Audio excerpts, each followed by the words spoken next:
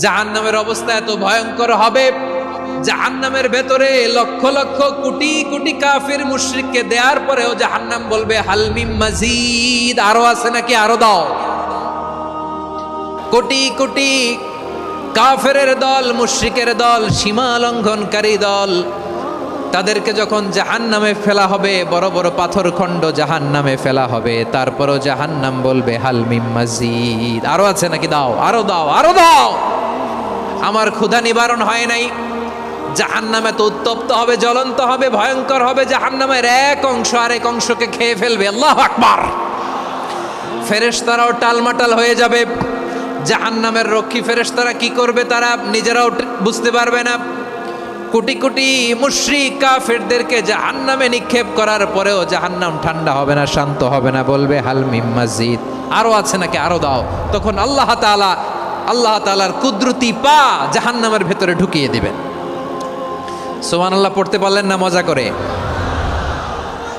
কোনো কিছুতেই যখন জাহান্নামকে শান্ত করা যায় না, আল্লাহ তাআলা তার কুদরতি পা জাহান্নামে ঢুকিয়ে দিবেন। দেওয়ার সাথে সাথে জাহান্নাম থেকে আওয়াজ আসবে, কত কত বিইজ্জাতিকা ওয়া বিকদরিক, আল্লাহ বিইজ্জাতিকা ওয়া বিকারামিক, আল্লাহ আপনার ইজ্জতের কসম, যথেষ্ট হয়েছে, এনাফ এনাফ, আর লাগবে না। সুবহানাল্লাহ বলেন। ওই ভয়ঙ্কর জাহান্নামে আমরা যেতে চাই কেউ? আবার জাহান্নামীরা যখন জাহান্নামে যাবে, ফেরেশতারা ডেকে বলবে, ও কপাল পোড়া জাহান্নামীরা, জাহান্নামে কেন ঢুকলা? দুনিয়ার বুকে কি তোমাদেরকে সতর্ক করার জন্য কেউ আসে নাই?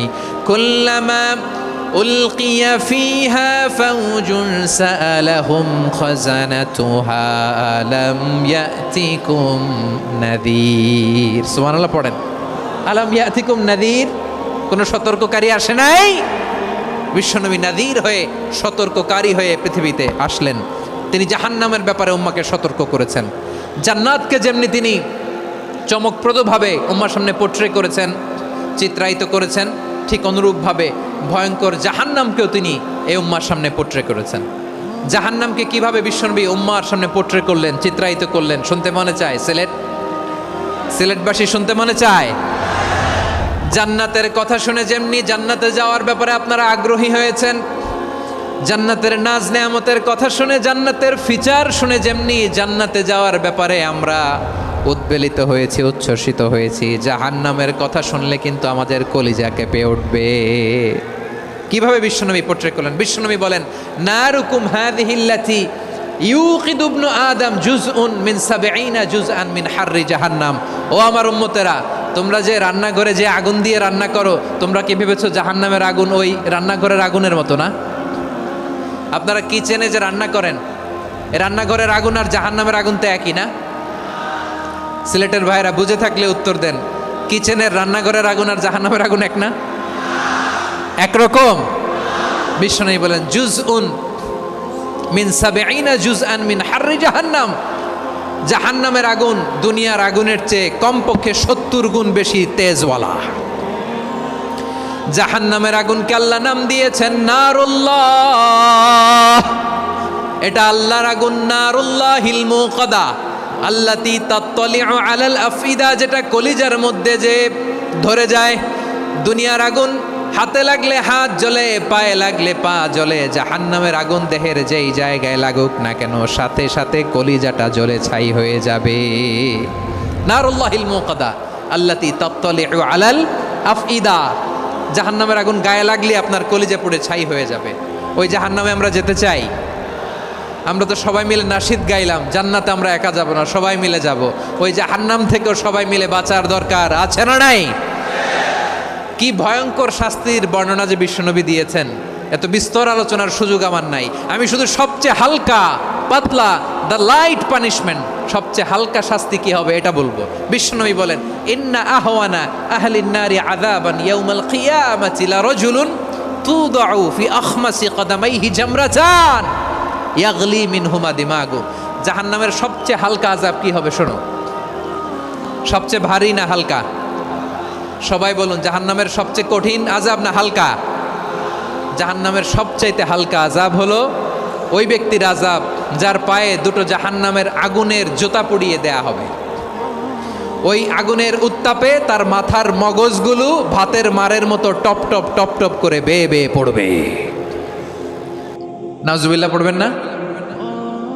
আচ্ছা প্রিয় সিলেট, আওয়াজ করে বলেন, এইটা যদি সবচেয়ে লাইট পানিশমেন্ট হয়, সবচেয়ে হালকা পাতলা সহনীয় আযাব যদি হয়, তাহলে ভয়ঙ্কর তোমা আযাবের কি অবস্থা হবে?